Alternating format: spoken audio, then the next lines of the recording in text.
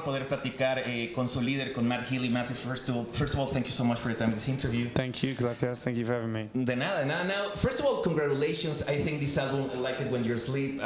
You're so beautiful and just so unaware of it. It's a great album. I like the tunes. I like the funk side of the album. Tell us a little bit how hard, how fun was the creating process?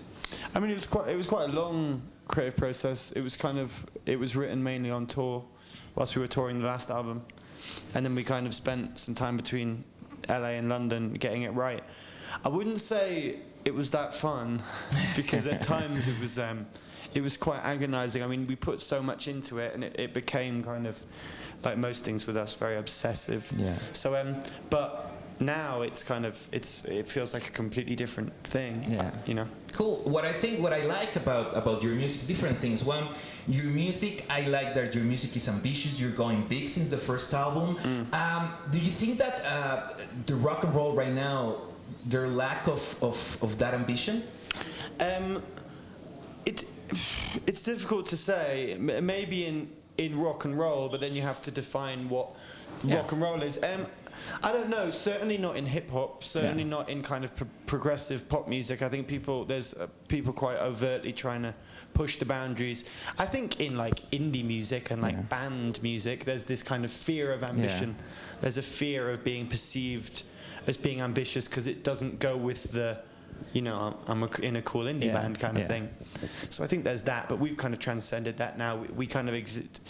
You know, we're a band, but we're not like a band, you know. It's weird. So the other thing that I like is the lyrics talking about fear. You're not fear about being sentimental, and I like it because some of the new rock, I think that they're afraid of being sentimental. How important is for you to truly open your heart when you're creating songs? I think that kind of overt sentimentality was quite a new thing to this record, because I think what you mean is that it's quite delicate in parts, and I'm not afraid to be quite like fragile and kind of show that fragility. I mean, that's maybe kind of just who I am, you know. Like I'm not. I don't know. I don't know why people wouldn't do that. For me, it's very cathartic, and for me, it's kind of how I deal with my reality. I kind of write about it, so that kind of stuff's just gonna come out, you know. So I try not to think about it too much, but maybe. Yeah, I don't know. Well, I wrote in social media that I'm going to interview you, and a lot of your fans have the same question. That it's about a tweet that you put a new 1975 in 2017. Can you explain a little bit more about the tweet? I think that I was just very, you know, I'm quite hyperactive, and I spend, especially when I'm on tour, I spend a lot of time alone, or someone's coming in. Oh no. Someone's coming in. I think that I spend a lot of time kind of by myself and working on stuff, and I know that there'll be some. I'm gonna want to put out a new piece of music at least next year. I'm not gonna put an album out next year because I don't have the time to get it right. But you know, I want to keep evolving like how our band is perceived, and I just know that there's gonna be new music next year. I don't know when. But now, after the success of the first album, when you were creating this one, do you feel pressure about it? We did, it was not because of the success, but because I think that, you know, we'd never been a band we'd been a band that nobody knew, and that's when we wrote our album. And then all of our music came out, then people knew us, then we had to do it again. And I think the thing that we struggled with is that we'd never written with knowing people were watching before. So being we couldn't be objective. I started like saying stuff and then thinking, oh, well, is that different now? Can I still... So what it was a search for that purity. You know, it was searching for like the kind of bedroom mentality that we had. And then as soon as we got an element of it, like we were like, right, okay, you know, kind of fuck everything else basically, and we just kept going, and that's kind of what we were trying to keep. Cool. Now, sadly, we lost so many artists in the last year. I'm going to ask you about some of them and tell me what you admire most about it. Start obviously with David Bowie. I mean, David Bowie was kind of in regards to evolution and progression, and like I was just talking about, you know, like changing people's perceptions of who you are. He was kind of the greatest artist of all time in regards to that. If you look at the difference between, you know, like Ziggy Stardust to, you know, even to kind of like the to the Heroes time, and on to kind of Bowie on Bowie, and he was constantly reinventing himself, yet always remaining kind of enigmatic. Yeah, I think that's why I kind of admire the him. other one, Prince. I think Prince is a more, apart from Love Me, the song, which is almost in parts like a tribute to kind of late David Bowie, kind of 80s Bowie, I think Prince is a more obvious reference in our music. Like, we were pretty upset when we lost Prince. We were on tour at the time, and I think because his last couple of albums had kind of been really important records to us, even though his old, you know, the classic Prince stuff. But we'd actually he was still moving things forward, like production-wise, within R&B, and you wouldn't get songs like Ugh or UGH or however you want to pronounce it without kind of later Prince. So it was kind of sad for us to, you know, have him so present in our mind when we were writing, and then kind of him die. What is happening with me is that with all this death, it changed my perception of death, because a lot of my idols start dying. It changed your perception of death? I think that when Michael Jackson died, it made me realize that people are mortal, you know, like people aren't immortal. Like David Bowie, Prince, Michael Jackson, they seem immortal because we've kind of turned them into like pantheons.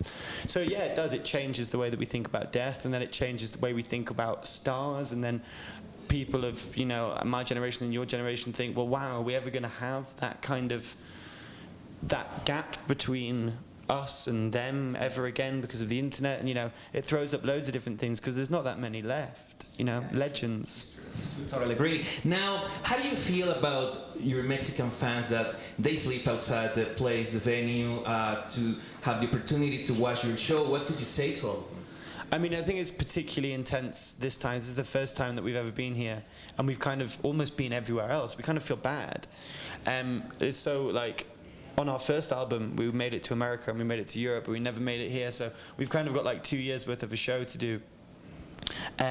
So, I mean, we're going to come back to Mexico as soon as we can, and you know, when we start putting out new music, it'll be part of the touring schedule. But, you know, I'm just kind of humbled by turning up to a country that I've never been to and seeing so many people kind of into the band, you know. Now, this year in the United States has been a circus because it's election day. I know it's not your country, it's not my country, but do you have an opinion about the battle between Donald Trump and Hillary Clinton? I think that somebody articulated it amazingly, that if this is rock bottom, we're kind of here. I think, I mean, you know, choosing between, I mean, Donald Trump's not a choice, obviously, because he's just a cartoon character, like a kind of fascist guerrilla thing.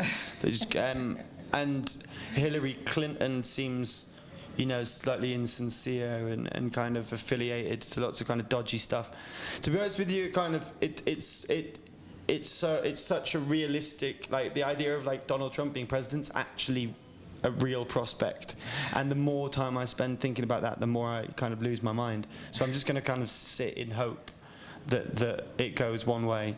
But to go from, like, I know Barack Obama had a hard time, but to go from him to Donald Trump, I mean, that's not a forward move, you know.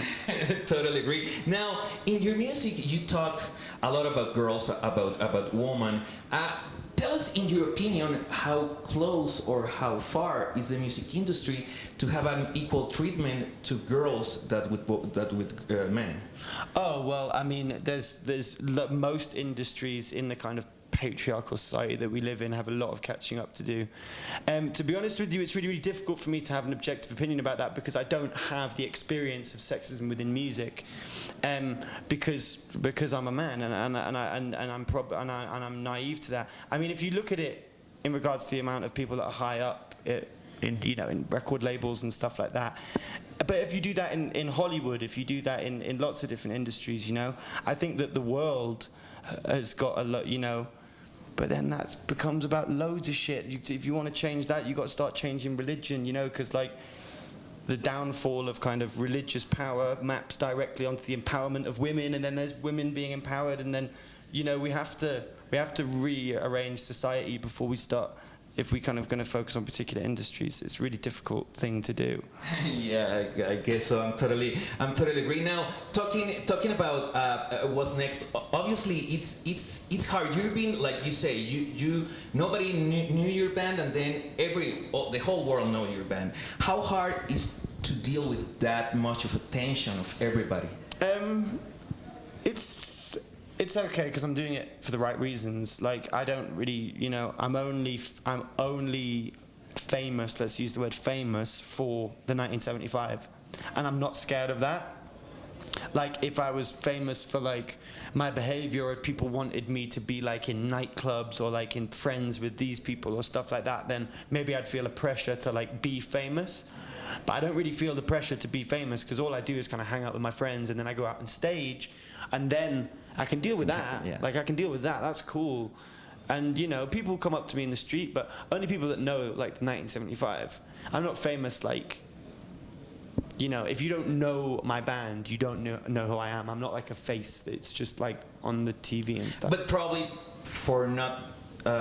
in few years, it's gonna be. I don't know, but as long as it's. But in a few years, if I'm super famous for being in the 1975, then that's fine. If I'm super famous for something else, then that's not cool. Cool. Now I'm gonna ask you about some shows that you have done in the past, and tell me your experience about it. Start with Coachella.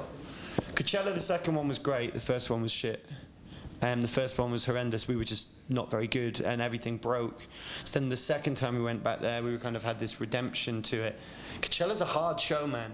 You know, it's difficult because it's at the start of festival season, and it's normally like the first festival, and it's in the middle of the desert, and there's a kind of there's times where it's got an amazing vibe, like a really good vibe, and there's times where it has quite a superficial kind of shitty vibe. So it's kind of puncturing that. But then again, I love Coachella. I'm a big fan of Coachella.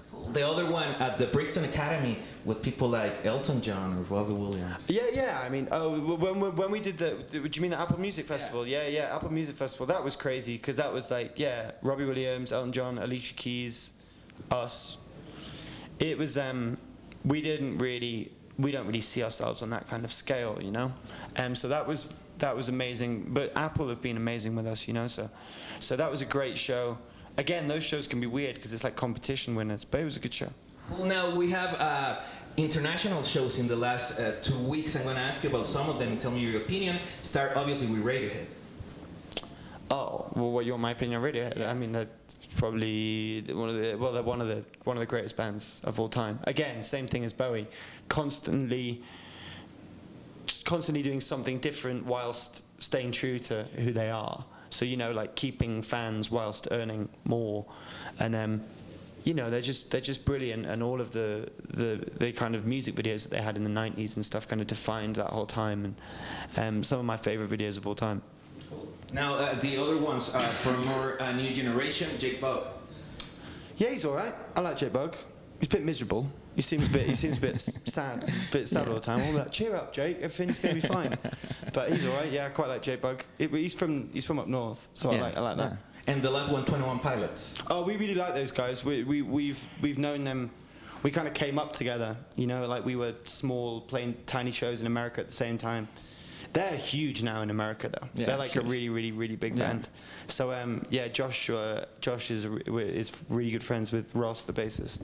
Cool. Now another thing that caught the attention of the public, it was the image of the album, all the LEDs, all the pink. Do you get involved in that idea? Yeah, it was all my idea. Okay, cool. Yeah, so we got an award for it, I think, actually, the other day. You know, I think that the 1975 is very much kind of my world. So it doesn't stop with the music. I'm very obsessive. I have to have everything perfect. So, you know, when I'm writing the song, I'll normally be kind of writing my idea for the video, and then the color scheme, and, you know, I just kind of have books of nonsense mainly. But then some of it turns into good stuff, like the visual element. But it's funny because a lot of people say, like, oh, you must have a really good marketing team. And we don't. It's just a night. It's just. I think it's just being simple. Simple, but sometimes the simple things are the harder things to That's what create. Yeah, exactly. There's what's the saying? Oh, it's something about. Yeah, you said it. Okay, exactly. Matt, it's an honor. Thank you so much. I respect you so much as an artist. Oh, thank you. That's very kind. Good luck for everything you do here in Mexico. Friday, you're going to be at my hometown in Torreón, Coahuila. In Torreón. In Torreón. So thank you for